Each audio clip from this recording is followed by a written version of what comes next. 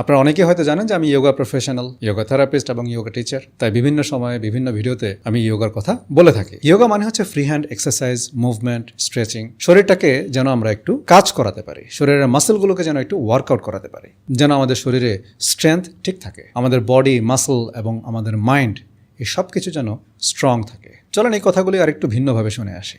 Strength comes by exercise. There is no other way, and muscle knows no age. So whether you're 9 or 90, you can have strong muscles. So the body can move and the body must move. And many people, their health deteriorates because they stop moving the body.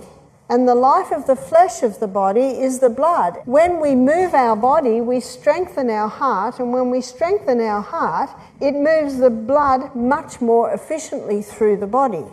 And a low heart rate is not due to genetics, it's due to how much you move your body. আপনার heart rate, আপনার heart health, এই বিষয়গুলো আপনার জেনেটিক্সের উপর নির্ভর করে না, নির্ভর করে আপনি আপনার বডিটাকে কতটুকু মুভ করান, কতটুকু আপনি অ্যাক্টিভিটিসের মধ্যে থাকেন। সেটা প্ল্যান্ড এবং আনপ্ল্যান্ড দুই রকম অ্যাক্টিভিটিসই আপনার লাইফে থাকতে হবে। আনপ্ল্যান্ড অ্যাক্টিভিটিস কোনগুলো?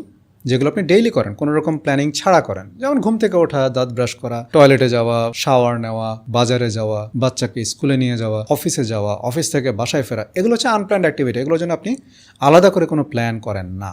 আর প্ল্যান্ড অ্যাক্টিভিটিস হচ্ছে এক্সারসাইজ বা ইয়োগা। এটার জন্য আপনাকে একটা টাইম বরাদ্দ রাখতে হবে। যদি আপনি আপনার বডিটাকে স্ট্রং রাখতে চান, আপনার মাসেলগুলোকে যদি স্ট্রং রাখতে চান, এবং এই সব কিছু মিলে আপনি যদি আপনার বডি, মাইন্ড, আপনার সব কিছু মিলে যদি আপনি নিজেকে সুস্থ রাখতে চান, ফিট রাখতে চান, তাহলে আপনাকে প্ল্যান্ড অ্যাক্টিভিটিস অ্যাড করতে হবে। এর কোনো বিকল্প নাই।